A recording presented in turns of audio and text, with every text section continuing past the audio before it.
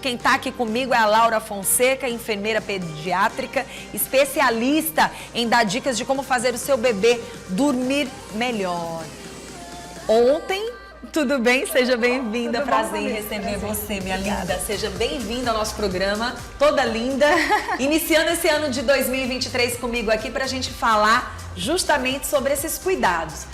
Ontem, eu estava na igreja e duas amigas chegaram com bebês, né? Recém-chegados. Neste final de ano, muitos bebês nasceram. Sim. E muitas mamães enlouquecidas. Eu não sei como fazer meu bebê dormir, eu não sei como é que eu faço para esse recém-nascido deixar eu tirar pelo menos um soninho. E realmente tem muita mãe de primeira viagem, não é isso? Sim, sim. Como é que foi o ano de 2020, a virada, o ano novo, como foi? Tranquilo? Foi tudo tranquilo. Graças Quer dizer, foi um ano a bem Deus. tenso, mas... Sim, de muitas expectativas, né? Mas deu pra virar legal. Deu. Tô vendo aqui um bebezinho. Quem tá em casa aí assistindo o nosso programa, a nossa enfermeira está aqui, enfermeira pediátrica, que vem com algumas dicas. Às vezes o bebê, a gente até olhando para essas câmeras aqui, às vezes o bebê, ele tem uma certa dificuldade, mas às vezes a mãe também dificulta. Pode acontecer? Sim, ou não? A primeira coisa que a gente precisa entender é que o bebê recém-nascido, ele não nasce com o cérebro pronto. Né? Então, esse cérebro, ele vai passando por maturações. E a gente precisa também compreender que o bebê, ele vai ter necessidades, né? Ele vai ter necessidades de colo, de contato, de aconchego. Esse ciclo é muito imaturo de sono, né? E ele vai passando aí por desenvolvimento ao longo da idade, né?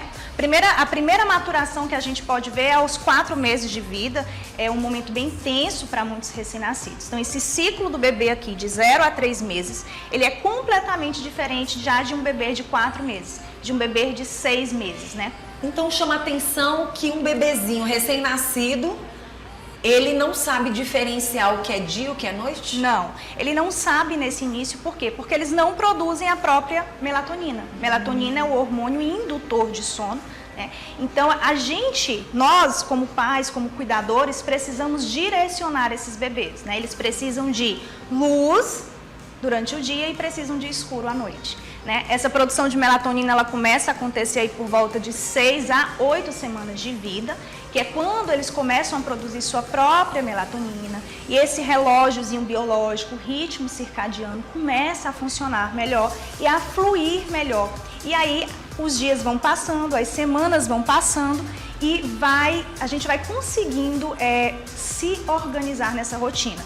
Então é importante frisar que o bebê novinho, ele não tem uma rotina fixa. Tá? A questão do choro, então, ele pode acontecer a qualquer momento. Sim, ele pode acontecer e eu costumo até falar que o choro é um mecanismo de comunicação da criança. Né? E essa comunicação vai muito da nossa observação como pai, como cuidador. Né? E o choro noturno, né? A criança que chora muito ali na noite, a gente precisa entender primeiro qual a causa desse choro. É um motivo de preocupação. Isso, preocupação quando eu atendo a necessidade e esse choro não cessa. Então podemos dizer que esse bebê que, segundo a mãe, não deixa ela dormir durante a noite, algo para se preocupar. O bebê, ele dorme a noite quase toda, digamos assim, vai acordar lá para a madrugada, é normal esse bebê dormir uma noite inteira e pode ser não tão normal esse bebê acordar várias vezes na noite chorando. Pronto, vamos lá. O despertar noturno é normal em qualquer idade. Por causa né? do próprio peitinho, né? Da fome. Nem nós adultos dormimos uma noite toda, né? Nós temos breves despertares. Certo. Então, esses bebês, eles vão precisar acordar na madrugada por inúmeros fatores, certo. Principalmente ali até os 12 primeiros meses de vida. Alimentação com mais frequência, uma fralda, necessidades de contato, de colo, de aconchego. Né? E a gente precisa muito frisar que o peito, ele não é a causa dos despertares de sono. Olha, tá aí que eu imaginava que fosse. Eu sei. Não só eu, então eu tô a gente precisa perdoada. Entender qual a causa do despertar. O peito é um processo regulatório desse bebê. Tá? Então, quando eu entendo a causa sempre vai estar no dia. A gente precisa estruturar esse dia. E quando eu estruturo esse dia, o reflexo vem nessa noite. Entendi, porque assim, naquele momento o bebê está tendo um reconhecimento do que é vida fora da barriga. Então ele passou 9 meses na sua barriguinha, mamãe. E aí ele nasce e ele vai para um novo habitat, que é fora da barriga da mãe, daquele conforto. E ele vai estar num ambiente que, queira ou não queira, muda tudo. Muda tudo. Exato. E essa adaptação extraútero, ela é muito importante e significativa para a família. Né? É um processo de conhecimento. Isso que é bom a participação de todo mundo. Isso, né? Esse bebê está aqui aprendendo o que é essa vida fora. E a gente não precisa ter tanta pressa. Sim. Né? É curtir esse momento. Essa transição precisa vir gradativamente.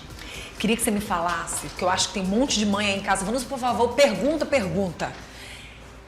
Algo que eu tive meus 2 filhos e eu nunca prestei atenção tanto nessa questão. Você está falando em curtir, em viver o momento e tudo, mas é importante também, numa época como essa, a gente informar e levar essa informação como você, que é uma grande profissional e que entende desse mundo dos bebês. Quantas horas um bebê recém-nascido, né? Até para que a mãe fique atenta também, ele tem de horas que ele deveria dormir durante o dia e à noite. Dá para especificar? Pronto, a gente tem várias tabelas aí consolidadas por neurocientistas. Sim. E tem uma das tabelas mais fidedignas que é a da National Sleep Foundation, né? Ela mostra aí a quantidade de horas desse bebê recém-nascido e de todas as idades gradativamente. Primeiro ponto, lá na teoria, ele nos diz que um bebê recém-nascido deveria dormir entre 14 a 17 horas, juntando dia e noite, tá? Então é um bebê que vai fazer mais sonecas ao longo do dia, por conta dessa pressão cerebral é menor, então ele vai cansar mais rápido, né? Não conseguem ficar tanto tempo ali com uma janelinha de sono, que é justamente essa pressão de sono. Então assim, o que não é esperado? Que eles durmam menos que 10 horas por noite. E isso para todas as idades, né? O que a gente espera ali está entre 10 a 12 horas de sono. Mas é importante a gente avaliar o contexto da criança. Né? Uma criança X, ela pode ter necessidade de 11 horas de sono. E a criança Y de 10 horas de sono. Vai depender também até da questão da própria saúde, né? Sim. Que essa criança, ela pode nascer com várias situações, né? E um dos primeiros pontos são esses desconfortos. Sim. Né? A gente precisa ver qual o comportamento dessa criança. É uma criança que se alimenta bem, é uma criança que está com desenvolvimento na curva esperado. Então, isso é o que vai nos nortear para essa quantidade de sono. Muito isso bom. Vai muito da observação familiar. Queria que você me falasse, a gente fala de apneia. Sim. Na vida do adulto, né? Na vida das pessoas adultas. Mas tem uma apneia, né? Na vida do bebê. Que apneia é essa? Pronto, o que é a apneia do sono? Sim. A apneia do sono é uma causa física, né, da saúde da criança e ela se dá por interrupções, né, respiratórias, a pausas respiratórias durante o sono, né? E essas pausas acabam por dificultar a qualidade de sono da criança. Por que acontecem essas pausas? Quando há pausa, há uma diminuição de oxigênio, né? Isso se dá por obstruções nasais, aumento de adenoide, amígdalas, bronquiolites, pneumonias recorrentes, frequentes. E você pode observar que acontece muito na fase aí até os 5 anos de idade, né? Que é esse período pré-escolar da criança. Recentemente, minha filha precisou fazer uma cirurgia, agora em novembro, que foi a retirada da adenoide. Ela tinha 80% de obstrução. Então, ela tinha uma apneia, né? E essa apneia promove roncos, outros distúrbios de sono. Bruxismo, que é o ranger dos dentes, síndrome das pernas inquietas. Então, tudo isso é algo a se preocupar. E um dos pontos muito importantes é que a gente não deve achar que o ronco é normal.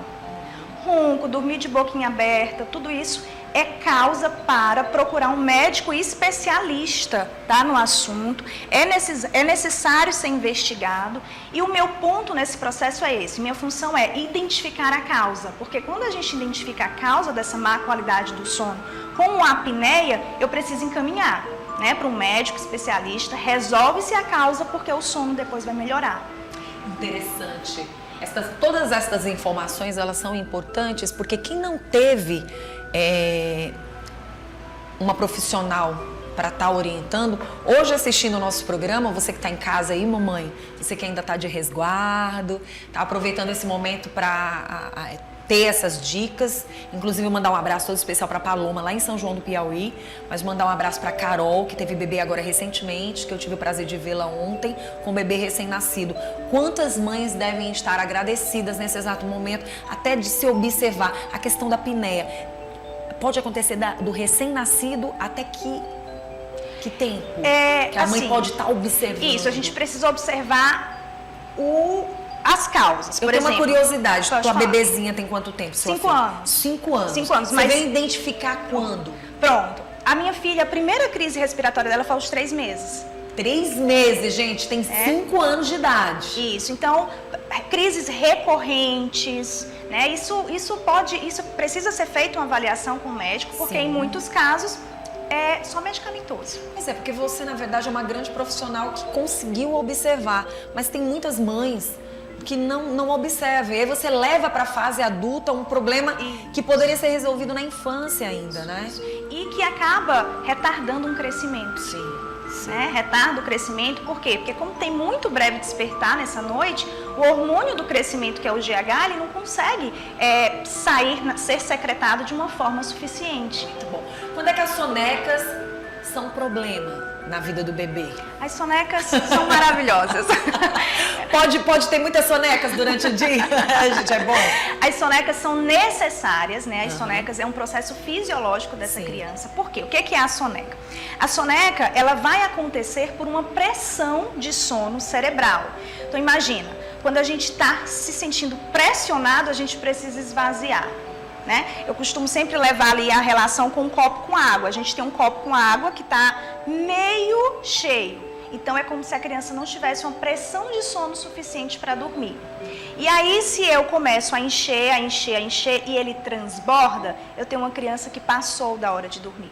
Né? Então, as sonecas é algo necessário. Quanto menor a criança, mais sonecas ela vai fazer, tem mais necessidade, porque a pressãozinha nesse cérebro é menor. Né? Então, a criança vai aumentando ali o desenvolvimento, a idade, ela vai diminuindo o sono diminuindo o sono diurno e aumentando no noturno. Pronto, né? aproveita. Então, até os 5 anos de idade aí, as sonecas podem acontecer. Muito bom.